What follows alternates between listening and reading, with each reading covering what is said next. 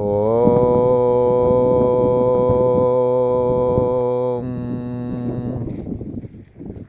श्री योग वासिष्ठ के उपशम प्रकरण में श्री वशिष्ठ जी महाराज बोले, हे राम जी, तुम आत्मा हो और कैसे हो? आनंद आकाशवत स्वच्छ और विस्तृत हो।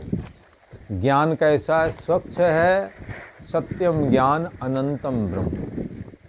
ये ब्रह्म जो कैसा है? सत्य स्वरूप है और ज्ञान स्वरूप है। और कैसा है? अनंत है, आदि अंत और मध्य से रहित है। और एक और कहते हैं कि देश काल वस्तु परिच्छेद से रहित जो तत्व है उसका नाम आत्मा है। और वो कैसा है? आकाश की तरह व्यापक है। जैसे आकाश में अनेक जब घटाएं गिरती हैं तो बादल वो कई बार हवा से कट कर के टुकड़े टुकड़े हो जाते हैं, तो कहीं तो हाथी घोड़ा जैसा आकार, तो कहीं आदमी जैसे आकार बादलों के बन जाते हैं। तो ये बादल में सैकड़ों हजारों लाखों आकार बन जाते हैं बादलों के ऊपर, उसमें आसमान एक ही रहता है। ऐसे ही हे राम जी, तुम आत्मा आनंद स्वरूप और आकाशवत व्यापक हो, स्वच्छ हो। स्वच्छ जैसे पानी में कीचड़ मिल जाए, ऐसे उस सत्य स्वरूप आत्मा में किसी तरह का कोई विकार नहीं है।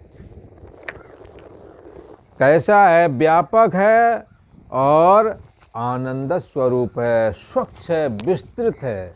ऐसा विस्तृत जिसमें आकाश भी एक कोने में रखा हुआ है। जैसे पानी के ऊपर पृथ्वी रखी है, पानी ज़्यादा है, ऐसे पानी अग्नि के ऊपर रखा हुआ है, अग्नि ज़्यादा है। और अग्नि वायु के ऊपर रखा हुआ है, वायु अधिक है। और वायु आकाश के ऊपर रखा है।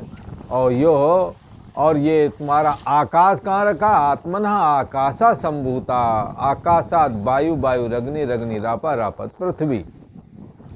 ये आकाश आत्मा से उत्पन्न हुआ है। और ये आत्मा कैसा है? ये आत्मा को, परमात्मा को, ये पर्याय है, एक ही बात है। जैसे समुद्र का जल हो अथवा कुएं का जल हो, तालाब का जल हो, H2O मात्र ही तो होता है जल। तो यहाँ कहते हैं कि ये शुद्ध परमात्मा कहो, शुद्ध मैं कहो, एक ही बात है। ये जो शरीर मन इंद्रियों से मिश्रित होकर के जो मैं हूँ लगता है, ये जीवो हम वाला है, देहो हम वाला मैं है। पर एक शुद्धो हम वाला जिसमें न देहो हम है न जीवो हम है, तो उसको यहाँ कहते हैं आकाशवत स्वच्छ है वो जो ब्रह्मो हम वाली मैं है। और बड़ा व्यापक है। और कैसा है? नित्य है, सदा रहता है, उसका कभी अंत नहीं आता है। और रोजाना नया प्रतीत होता है।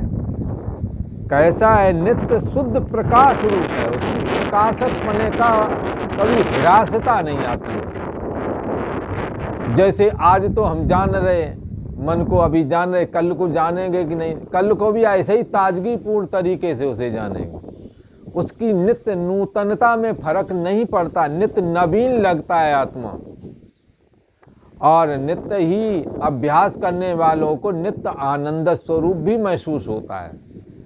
और जब सत्य स्वरूप आत्मा का बारंबार अभ्यास किया जाता है तो जगत से अपने को असंग प्रतीत होता है। ऐसा नहीं कि प्रतीत नहीं होता है, जगत दे और जगत से मैं अलग हूं ऐसा लगने लगता है। तो इसलिए तुम शुद्ध आत्मा आनंद आकाशवत स्वच्छ और विस्तृत हो और नित्य शुद्ध प्रकाश स्वरूप हो राम जी। जगत के पदार्थों के निमित्त हे राम जी तुम क्यों शरीर सुखा रहे हो? जो तुमने लंबा पीरियड निकल गया, भोजन नहीं किया, तुम्हारे पिता महाराज बड़े दुखी हैं, माताएं दुखी हैं, तुम्हारे बाल सखा भी तुम्हारी वजह से भोजन नहीं करते हैं। तुम इस शरीर को क्यों सुखा रहे हो? किस निमित्त सुखाते हो? आत्मा तो अजर अमर अविनाशी है, तुम्हारा आनंद स्वरूप है, तुम सारे जगत के आधार हो। सर्व पदार्थ जाति में एक आत्मा व्यापक है। सर्व पदार्थ जाति में धन पुत्र स्त्री आदि पदार्थ हैं, पुरुष स्त्री पदार्थ हैं, और फिर जानवर आदि पदार्थ हैं, फिर पेड़ पहाड़ आदि पदार्थ हैं, कीट पतंग आदि पदार्थ हैं। इन पदार्थों में ये सर्व पदार्थ जितने हैं, इस पदार्थ जाति में एक चीज अनुसूयित है जो कि सब में पाई जाती है, उसको कहते हैं ज्ञान स्वरूप आत्मा। जाननापना है, और जाननापना जो चैतन्य शक्ति आत्मा है वो सब में एक ही है। एक तब हो सकता है जब व्यापक हो, तो इसलिए सभी पदार्थों में एक आत्मा व्यापक है, क्योंकि ये परिच्छिन्न इसको नहीं स्वीकार कर सकते हैं। परिच्छिन्न शरीर है, मन है, इंद्रियां हैं, पर इसका जानने वाला आत्मा व्यापक है। जैसे मोती की माला में एक तागा व्यापक होता है और मणियाँ अलग अलग होती हैं, तैसे ही हे राम जी आत्मा सब में अनुसूयित है, पिरोया हुआ है, समाया हुआ है। जैसे मिट्टी का कुल्हड़ घड़ा आदि है, तो इस कुल्हड़ और घड़ा आदि में मिट्टी अनुसूयित है, पिरोई हुई है, समाई हुई है। ऐसे ही आत्मा सभी पदार्थों में समाया हुआ है, पर कैसे? ज्ञान स्वरूप, ज्ञान की दृष्टि से। ज्ञानवान महापुरुष जो हैं हे राम जी, उनको तो ऐसा ही भासता है, और अज्ञानियों को ऐसा नहीं भासता। शुद्ध चैतन्य सत्ता आत्मा मैं हूँ ऐसा उन्हें नहीं लगता। उन्हें देह मैं हूँ, देह के संबंधी मेरे हैं, फिर देह ब्राह्मण क्षत्रिय वैश्य शूद्र आदि जो भी हो, जिस जहाँ जन्म हुआ वही जाति सभी की, और जन्म ना जाए तो शूद्र जन्म से, वैसे भी सभी शूद्र माने जाते हैं। जब संस्कार होता है, जब विधि विधान पूर्वक समदम पूर्वक जीवन जीते हैं तो संस्कार हो जाता है। संस्कार से फिर यज्ञोपवीत वगैरह होते हैं तो द्विज कहलाते हैं। तो क्या है, ज्ञानवानों को तो ऐसे ही भासता है कि सब में आत्मा एक ही है, अज्ञानियों को ऐसे नहीं भासता। इससे हे राम जी तुम ज्ञानवान होकर के सुखी हो जाओ, क्योंकि ज्ञानवान महापुरुष ही ज्ञान के द्वारा अपने हृदय की गांठ कर्म का बंधन काट डालते हैं। इससे ज्ञानवान होकर के तुम सुखी रहो। यह जो मरण संसरण रूप, संसरण रूप, किसी ने कहा ये संसरण रूप संसार कैसा है?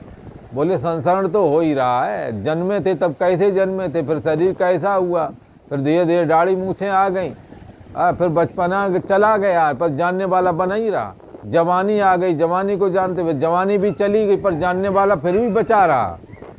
सबका संसरण हो गया, बुढ़ापा आया उसका भी धीरे धीरे संसरण हो गया, पर जानने वाला बचा। एक दिन मृत्यु आपनो तो मृत्यु के द्वारा वो मृत्यु को प्राप्त हुआ, तो उसने अपना अभाव भी जाना। जड़ता जब आ गई, जब मरण मूर्छा छा गई, तो मैं हूँ ये जानना अपना गायब हो गया।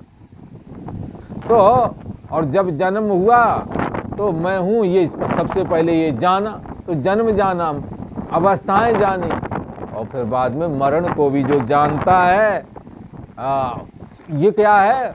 शुद्ध चेतन। इस शुद्ध चेतन ने संसार में कितना संसरण हुआ है सब कुछ जाना है, पर ये किसी से जुड़ा नहीं। इसने शरीर का बचपना जवानी बुढ़ापा से सब जाना, सबका संसरण हो गया, पर ये बचा ही रहा। सब चले जाएंगे पर पारस बाबा बने रहेंगे। ये पारस पथरी जो अंदर बैठ है ना आत्मा के रूप में, इसका अंत नहीं आता, बाकी सबका अंत आता है। ये एक ऐसी पारस पथरी है। आत्मा रूप पारस पत्थर को जान लेने से हमारी सारी चेष्टाएं, सारे कर्म दिव्य हो जाते हैं। दिव्य का मतलब फल देने में असमर्थ, कर्तृत्वपने का, जो कर्तापने का अभिमान है उसका वो नाश कर देता है। इसलिए आत्मा के जान लेने से अपने अंतःकरण का जो कर्तापन वो बाधित हो जाने से कर्म जो है वो बंधन नहीं कर पाता। इसलिए तुमने क्या करना है राम जी, ज्ञानवान होकर के तुम सुखी रहो। और जो संसरण रूप संसार भासता है, ये तो अपने निज स्वरूप आत्मा को ना जानने से, अर्थात प्रमाद से सारभूत हो गया है, अर्थात सत्य स्वरूप होकर के दिखने लगा है। जैसे स्वप्ने में न जानने की वजह से स्वप्ने का जगत सत्य दिखता है और वहाँ की हानि हानि लगने लगती है और वहाँ का नफा अर्थात लाभ लाभ लगने लगता है। पर जागे हानि न लाभ जागे हानि न लाभ कछु, जागने पर न हान है और न ही लाभ है। सपने होए भिकार नप रंक नागपत होए, सपने में भिकारी राजा बन गया, राजा भिकारी बन गया। जागे जागे हानि न लाभ कछु, ना जब जाग गया तो भिकारी को कुछ मिल नहीं गया था और राजा भिकारी नहीं हुआ था, हानि लाभ कुछ नहीं था। ऐसे ही इस जगत को भी समझना चाहिए। आत्मा का प्रमाद होने से, आत्मा का प्रमाद होना मतलब आत्मा में मैं बुद्धि ना होने से ये जगत सारभूत हो गया है, मतलब सबसे श्रेष्ठ बन गया है, सबसे महत्वशाली बन गया है, इसी को महत्व दिया जाता है, अर्थात सत्य करके प्रतीत होने लगा है। तुम हे राम जी ज्ञानवान हो और शांति बुद्धि हो, तुम्हारे को जगत का लेस नहीं। सारा जगत यद्यप तुम्हारे में प्रतिष्ठित है तो भी तुम जगत से सदा असंग हो। दृश्य भ्रममात्र संसार का, दृश्य भ्रममात्र, ये कैसा है? दृश्य भ्रममात्र है। जैसे स्वप्ने का जगत भ्रममात्र ही था, पर सुखी दुखी सब हो रहे थे। तो दृश्य भ्रममात्र संसार का क्या रूप है? ये भ्रम मात्र है, इसका क्या रूप है, कैसा है, क्या इसका मीमांसा क्या करोगे? ये जब अभी वर्तमान में दिखता है, आगे रहता नहीं है और बीच में भी प्रतिक्षण बदलता है। जैसे पीछे गंगा जी, अब गंगा जी की जो धार चल रही है, जिस समय देख रहे हो वो बाद में भी 1 घंटे बाद देखो तो वही धार फिर दिखेगी। तो क्या वही वाला जल चल रहा है? वो जल गया समुद्र में, वो वाला जल तो समुद्र में चला गया, एक नया आ गया। ये धारा तारतम्य जोड़ा रहता है, इसलिए ऐसा लगता है हम वही वाला देख रहे हैं, बल्कि जबकि हर वृत्ति में, हर पद पदार्थ में, शरीर में, मन इंद्रिय आदि में, इन सब में बदलाव होता रहता है। इसलिए यहाँ कहते हैं दृश्य भ्रममात्र है। संसार का क्या रूप है? भ्रम और स्वप्न मात्र से कुछ भिन्न नहीं। ये एक भ्रम हुआ है, जैसे स्वप्न में एक भ्रम रूप जगत खड़ा हुआ था, ऐसा ही ये भी एक भ्रम खड़ा है, जो कि शरीर के शांत होने पर फिर जहाँ जाओगे वहाँ का दिखने लगेगा, ये स्वप्नवत दिखने लगेगा, या वहाँ हम क्या क्या करते रहे। स्वप्न में जो क्रम है और जो वस्तु है वो सब वहाँ का मिथ्या ही है, पर आत्मा का प्रमाद वहाँ पर भी है। इसलिए स्वप्न का जगत भी स्वप्नकालीन सत था, तैसे ही यह संसार भी समझना चाहिए। ये भी व्यवहार काल की दशा में आत्मा का प्रमाद होने की वजह से सत्य दिखता है। स्वप्न में जो क्रम है, जो वस्तु है, मिथ्या ही है। तैसे ही इस जगत को भी विचारो। सर्वशक्ति रूप सर्वशक्ति जो सर्वात्मा है, उसमें तो भ्रम मात्र एक शक्ति है और एक माया शक्ति। तदक्षत एको हम बहुश्याम प्रजाए, ये श्रुति वचन है। उसके अंदर इच्छा हुई कि मैं एक से बहुत रूप हो जाऊं, तो ये माया शक्ति का ही एक चमत्कार है। उससे ये संसार माया उठी हुई है। किससे? उसमें जो भ्रम मात्र जो ये जगत देखता है, ये भ्रम दिखाने की सामर्थ्य है। ब्रह्म में एक शक्ति है, उस शक्ति का नाम माया है। माया में भ्रम को सत्य स्वरूप दिखाने की एक सामर्थ्य है। जैसे इंद्रजाली अपने द्वारा बनाया गया दृश्य रूप जो संसार है उसको सत्य करके दिखा देता है, उससे यह संसार माया उठी हुई है उसी सत्य स्वरूप आत्मा में। पर ये माया सत्य नहीं, सत्य स्वरूप तो आत्मा ही है। वास्तव में पूछो तो केवल वो आत्मा ज्ञान स्वरूप है और जानना पना के रूप में आप कभी भी एकांत में शांत होकर के बैठें और देखें इसमें कौन जानने वाला है। एक जानने वाला जीव स्तर का है, एक साक्षी स्तर का जानना है। जीव स्तर का जानना बाधित हो जाएगा।